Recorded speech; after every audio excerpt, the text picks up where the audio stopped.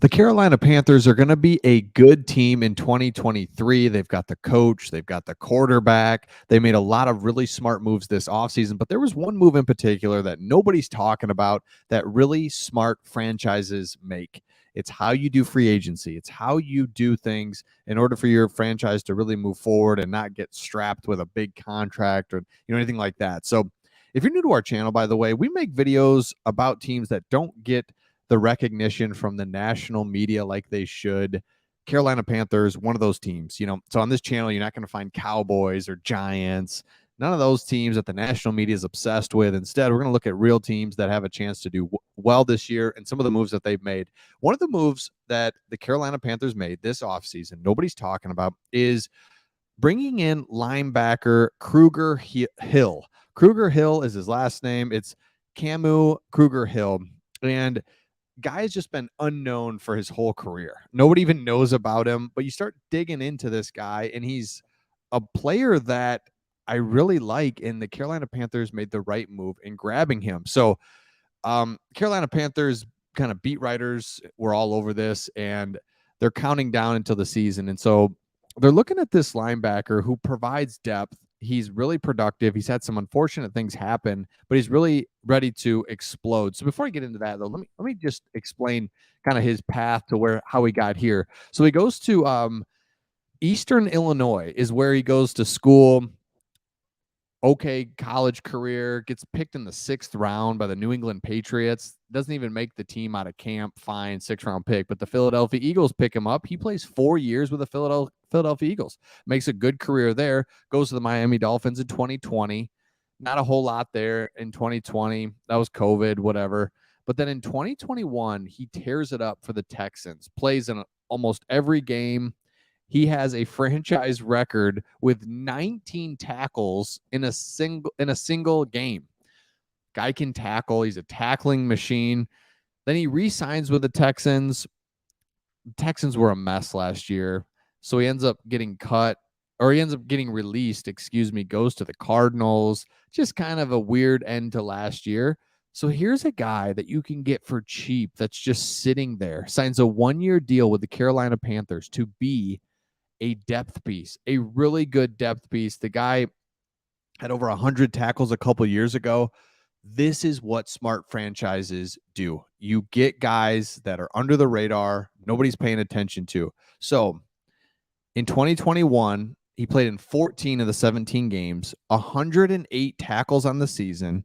He had 3 sacks. Everything looks good here. So he went to the Houston in 2022, decreased playing time. Again, the Houston Texans were a mess last year. Asked for his release. They got it in not surprisingly, he's picked up immediately by the Arizona Cardinals. So then he's a free agent this year. And then that's when they pick him up. A 1-year, $1.3 million contract for a veteran linebacker that could significantly outperform his cap hit.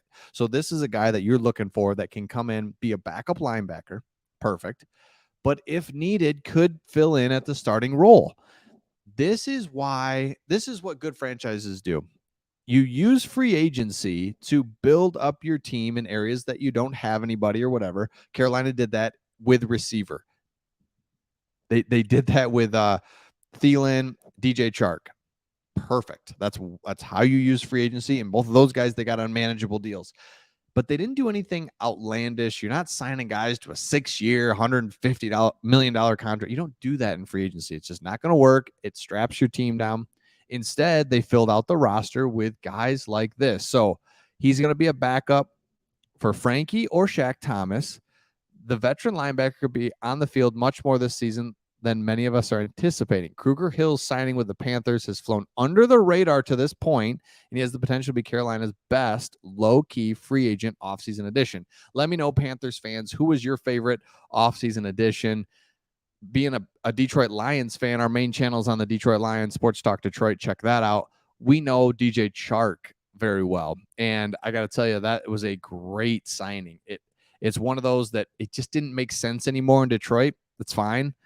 But it makes sense in Carolina. And why I say it doesn't make sense in Detroit is because the wide receiver room got a little crowded.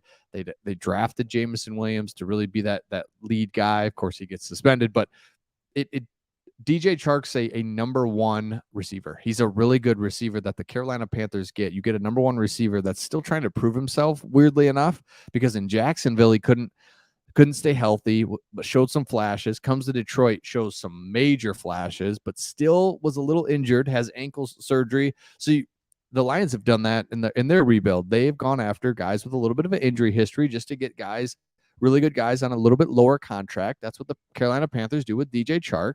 And now you've got your number one guy. You've got Adam Thielen that can provide some stability as a veteran wide receiver that you know is going to do what he has to do. You got Miles Sanders. You got the quarterback. You got the defense. You got the offensive line. And then you're adding the correct depth pieces in a guy like what's his name? Kruger Hill. Sorry, in a guy like Kruger Hill where no one's ever heard of him. I hadn't. I researched him. I'm like, are you kidding me? This guy had 20 tackles in one game. He can play, and he's going to be a really good piece for the Carolina Panthers. So the Carolina Panthers, and let's pull up the depth chart again just to see how this is a team that has Chuba Hubbard as your backup. I mean, look at this team.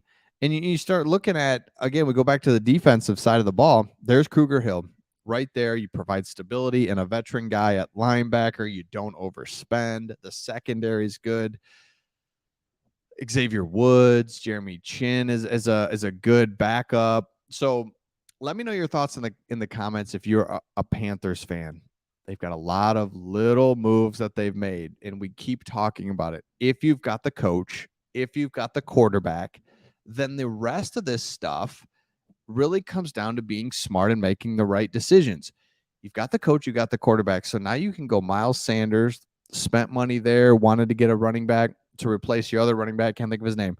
Adam Thielen, DJ Chark. Love that. Those are veteran guys that Bryce Young needs right here, right now. Ikwanu is a guy that we've highlighted. Really need him to shine. Left tackle, you've got your mainstay left tackle. You've got receivers. You've got quarterback. And then, man, you've got a defense that's good and only going to get better if Shy Tuttle can get it going. Brian Burns, I mean, like stud, like absolute stud that is on the last year of his deal. So let me know your thoughts in the comments on this. I love what the Carolina Panthers are doing. I think they're a team nobody's talking about. They just kind of flying under the radar. You got everything you need to be successful. Again, our other channel is called Sports Talk Detroit. That's where we talk all about Lions. And you know what? That's the thing, is everyone likes the Lions because the Lions have never given anybody any trouble. You don't have to worry about the Lions messing you up. Carolina messed the Lions up.